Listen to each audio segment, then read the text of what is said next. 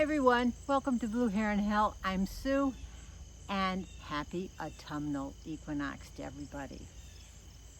This is September 22nd and today is the day that autumn officially starts. We are 12 hours of sunlight and 12 hours without sunlight. So that means the garden is saying, oh, I need more light, and it's not going to last too much longer. Most plants need a minimum of 10 hours of sunlight in order to produce. So we're on the decline.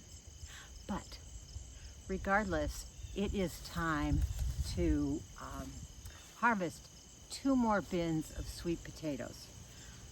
Here's a picture of the crop from 1 bin a week ago. So I'm hoping to get more out of each one of these bins, but we'll see. But one little note, I wanted to show that this is my parsley. This is the first year that I've been able to grow parsley through an entire season and it not bolt. I don't know where that came from. We've had some very, very hot days. But I'm good with that because I'll be harvesting this parsley in a day or two and drying it and getting it on my pantry shelves. So I usually start by cutting off the foliage. That's kind of what I can see. So it helps me see what I've got down there and where all the slips that I planted are. I think there should be, let me see. Well, yep, there's 2 in this bin here. So the foliage is still quite lush and green. There is some yellowing going on. But more than that, what's telling me is the time of the year. We had some 40-degree nighttime temperatures. So a lot of my plants are saying, oh, this is way too cold for me. So let me just cut all this off and we can see what we have down deep. Okay, here's the bin right here. And it looks like there's 1 slip right here. And then there's another slip over here.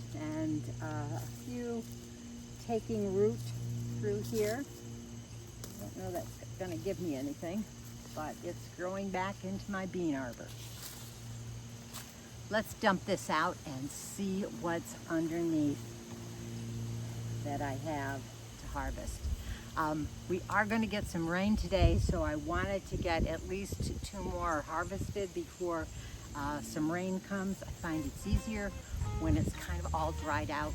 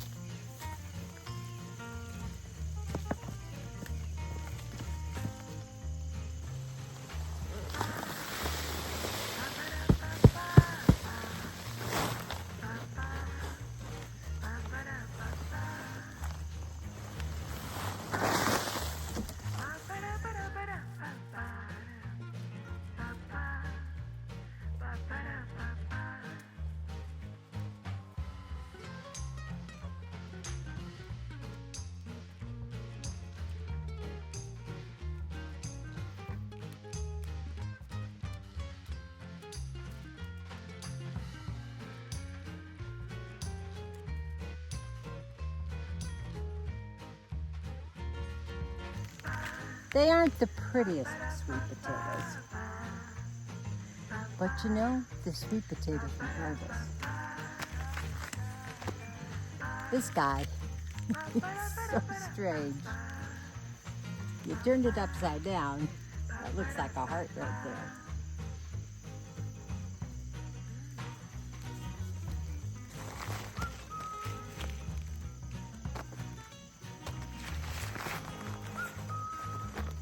A couple big ones and some lots of little fingerlings, and these make a great little sweet potato fries. And so I've got plenty of those. And there are some that are a decent size. I don't really like them too much bigger than, say, this size. When they get bigger than this, maybe this size is okay. When they get too big, it's way more than I can eat. So I would rather see them at a small size, small and slim, like this. Suits my needs just fine. So let me get this all shoveled back into the bin, and we're going to go on to this next bin over here.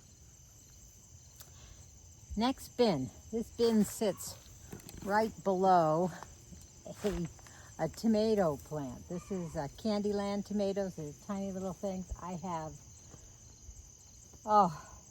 dozens, if not hundreds, of small little currant tomatoes that have just not been harvested, but that's okay. I've gotten plenty off of these bushes. So I am going to dump this one. This one also had 2 slips in it. I can see some big protruding sweet potatoes right here at the top. You can see these right here. There's a big one right there.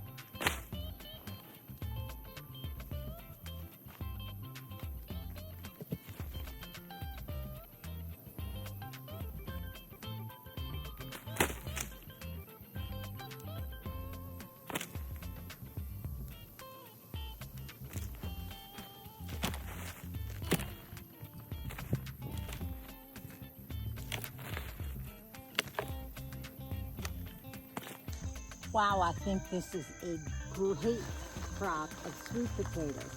And this is, I wanted to leave this like this bunch. This is how they grow. When you put the slip in the ground here, they all grow from the top of that slip. Here is actually the slip right here. And that's how they grow off of that first. Now they will send out runners where you get a few of these smaller pieces, the smaller tubers, but they come off like a cluster, unlike a potato. This one I didn't get as many on it, they broke off, but you can see, now that's a pretty funky looking one.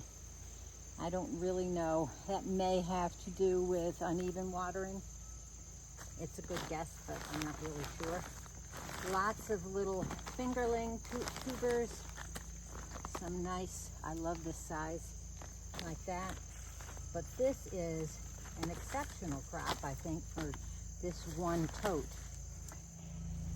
Now I wanted to talk about this, the soil that it was planted in. Right now this is pretty much dirt. There's probably very few nutrients left in this, but I'm not going to throw that away or just scatter it around. I'll put it back in my tote. Come springtime, I will probably do kind of a half compost, half this soilish thing here, and that will help revitalize this soil for it to grow sweet potatoes in again next year. So I'm going to shovel this back into that bin.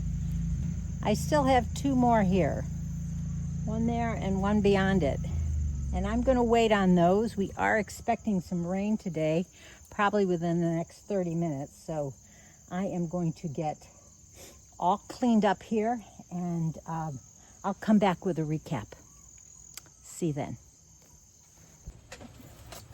All right, here I am in the greenhouse. I laid out my sweet potatoes. They're on this lower shelf here.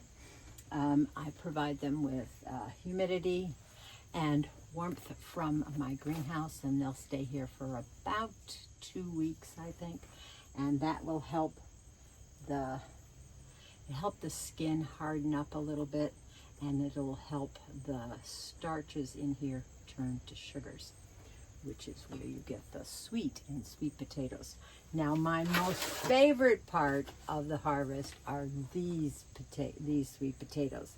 These small little fingerlings like this. They will cure too, and I love to make these into sweet potato fries. So delicious. So they're going to cure also. So come back with me next week for 2 more bins to harvest. I have some thoughts in mind for even next year. As a gardener, you're always thinking about next year and what you can do, what you can improve, or if there is no improvement, to do the same.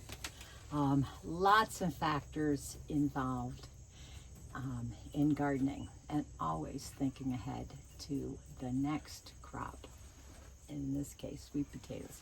I have some ideas, so if you have any ideas, any insights, put them down in the comments below. Maybe I'll factor those into my plan for 2026 sweet potato growth. So thanks for following along on this video. If you haven't yet, please subscribe. Pass it along to people, push it along, and maybe they'd be interested in this content too. So until the next time that we can go digging in the dirt, happy gardening. Bye.